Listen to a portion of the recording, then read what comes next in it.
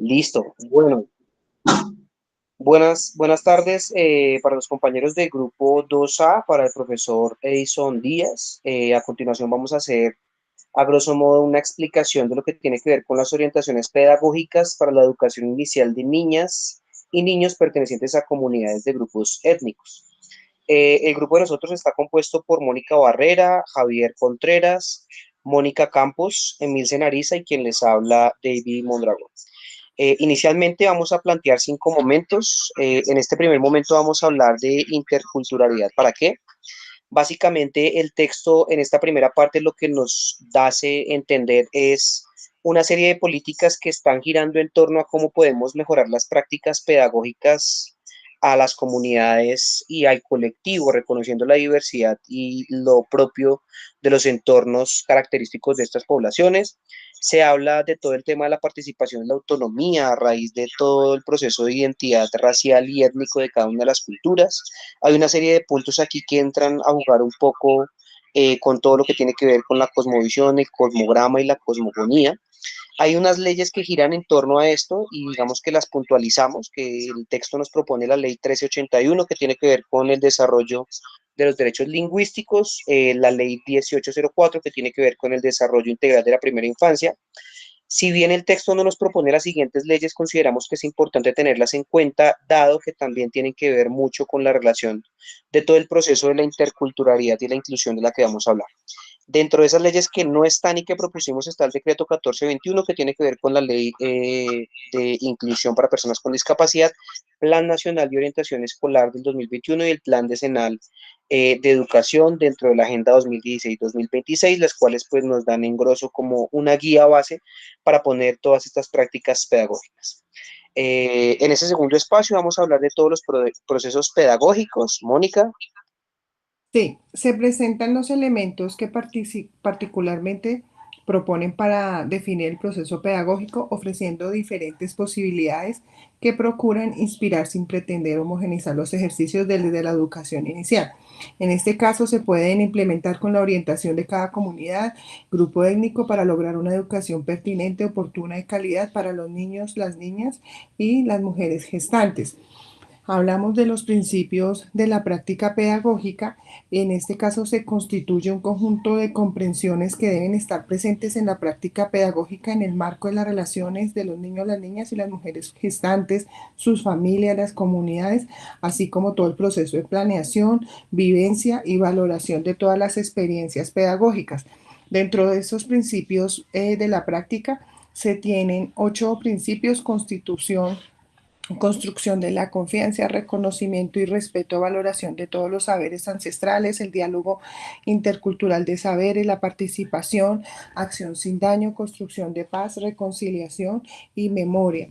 Dentro de este proceso pedagógico también encontramos unos actores involucrados que tienen vínculo y retoman un rol importante dentro de este proceso pedagógico. En primera instancia están los niños y las niñas, que son los que se reconocen como los protagonistas iniciales, las mujeres, las familias, todas las autoridades tradicionales, líderes y lideresas de la comunidad, como también los mayores sabedores que están en la comunidad y todo un equipo de modalidad que tiene un papel importante, y es el que materializa cada una de las experiencias que se realizan para fortalecerlo con las niñas y con los niños. También dentro de este proceso están presentes todos los seres involucrados que están en el territorio, en este caso la naturaleza, el espíritu y los seres mitológicos. Frente a esto, pues la naturaleza cobra un valor importante por la madre tierra, la Pachamama, y que es en este caso la maestra por excelencia. Gracias, Mónica. Muchas gracias por tu apreciación. Entonces vamos con Javier frente al que se enseña.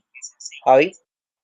Listo. Bueno, ellos enseñan a través de sus referentes propios y de su identidad y también a través de otras culturas. Aquí también proponen varios elementos en el que podemos mencionar el saber propio, que le da como esa importancia a la forma de reconocer y valorar el conocimiento ancestral y de construir relaciones más respetuosas y equitativas entre las diferentes culturas. Otro elemento es el conocimiento del territorio, que aquí se establece una conexión profunda y espiritual que moldea su identidad, sus prácticas culturales y su forma de vida. Otro de los elementos son los conocimientos con otras culturas, que resalta y es importante porque para los niños es satisfactorio aprender a convivir con otras personas, ya que le permite desarrollar habilidades, como también resaltar el respeto por la tolerancia y por la empatía. Tenemos el autoconocimiento, que aquí es fundamental para el desarrollo de la identidad de los niños. A través de estas interacciones, los niños aprenden a conectarse a sí mismos y al mismo tiempo que comprenden la importancia de permanecer en un grupo. Bien, tiene una forma de orientarse y es a través de los tiempos, a través de un calendario ecológico que es una guía de enseñanza, ¿no? Que le sirve como para orientar el desarrollo del aprendizaje, la práctica de cuidado y de crianza y el establecimiento de los roles. La enseñanza de los niños étnicos en esta casa, su objetivo principal es la libertad, la autonomía, la exploración, y todo esto se basa a través de las características particulares e individuales y colectivas de cada niño. Entonces, por eso es tan importante decir que la educación debe ser diseñada a medida de la comunidad, siendo flexible y adaptándose a las necesidades cambiantes, con el objetivo de garantizar un desarrollo integral y respetuoso de la diversidad cultural. Listo, Javi, muchas gracias por la intervención. Vamos con Mónica en indagar y proyectar. Bueno, muy buenas tardes a todos. Primero, pues quiero iniciar con esta frase: entender los aspectos culturales específicos de cada comunidad, indagar en la educación inicial.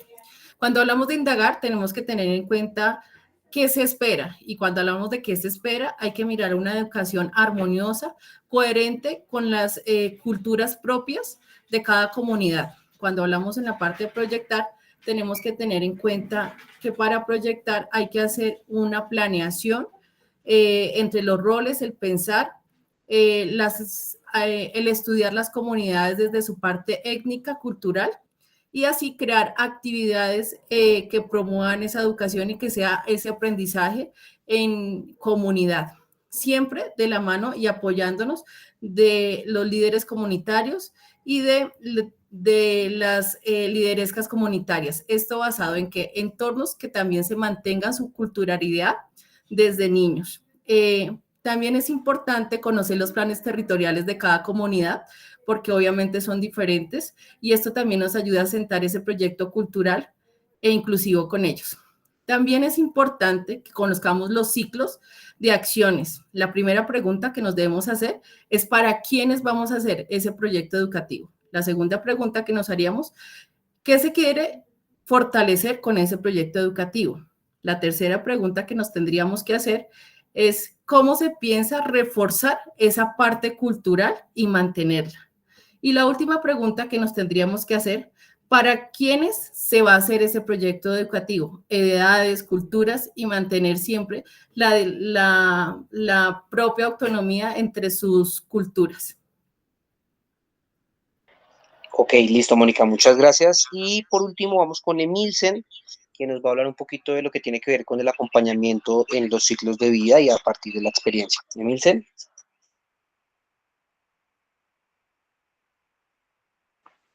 Buenas tardes, compañeros. Vivir la experiencia es un acto de comunicación, atender a las palabras, los sentimientos, gestos, ideas o pensamientos con que las dicen.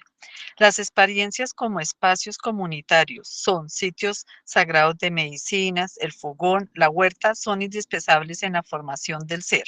La participación de prácticas culturales como trueque, minga, la siembra, rituales que permiten que los niños arraiguen su pertenencia a un colectivo y aprender a vivir en comunidad. El ejemplo de quienes lo rodean debe vivir su cultura, usando los trajes y la lengua nativa, conocer su tradición y las prácticas culturales. Valorar el proceso es darles un lugar importante a las concepciones propias de desarrollo, familia, El acompañamiento de ciclos de vida es un proceso de las comunidades y los grupos étnicos orientados desde la cosmovisión y el cosmograma, relacionado con los calendarios ecológicos, los rituales y las concepciones propias respecto a educación, desarrollo, el buen vivir y el crecer bien. Los ciclos de vida son definidos por algunas habilidades y destrezas en las prácticas propias de la comunidad: caza, pesca, tejido, siembra, entre otros. Acompañar los ciclos de vida implica contar con los mayores, con parteras, médicos tradicionales, mamás, demás sabedores que tienen conocimiento sobre procesos de crecer bien.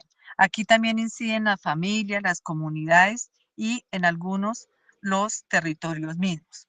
Valorar el proceso de múltiples maneras: se puede captar, registrar, analizar y comunicar en registros anecdóticos, en observadores individuales, en cuaderno viajero, en muestras de trabajos y material, fotografías y videos, reuniones con las familias y las comunidades, formas y construcciones propias de las comunidades de grupos étnicos.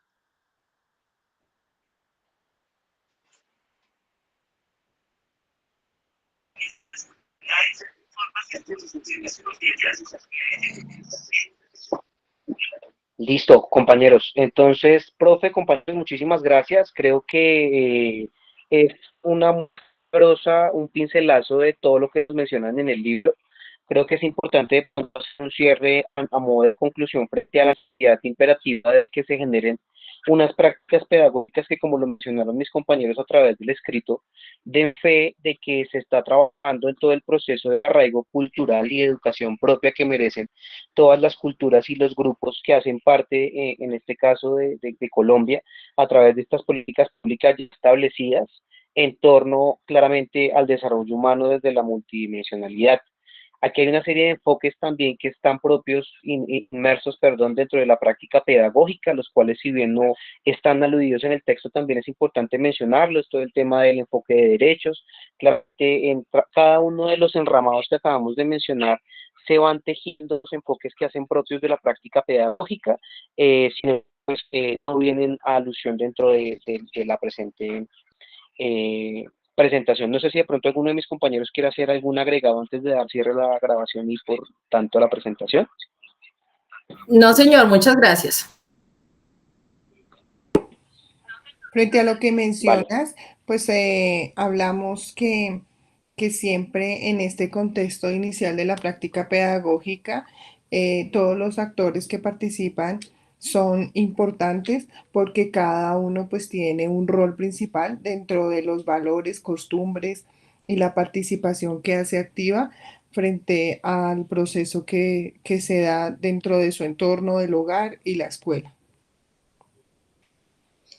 Yo siento que de pronto una posición crítica que podemos entablar es darnos cuenta de que no nos hemos dado cuenta realmente de la necesidad y de la ausencia de una pedagogía basada en estas prácticas interculturales. De pronto lo que nos lleva también el texto a darnos cuenta es de que se están implementando unas políticas pedagógicas ajenas a todas esas prácticas culturales que son muy arraigadas y sobre las cuales, pues, como Emilsen bien lo mencionaba, hay unos actores y hay unos roles involucrados, y como también se desdibuja un poco el tema de la teoría que nosotros muchas veces conocemos, cuando Emilsen también da a entender que la práctica de las etapas del ciclo de vida son completamente diferentes a las que nosotros conocemos.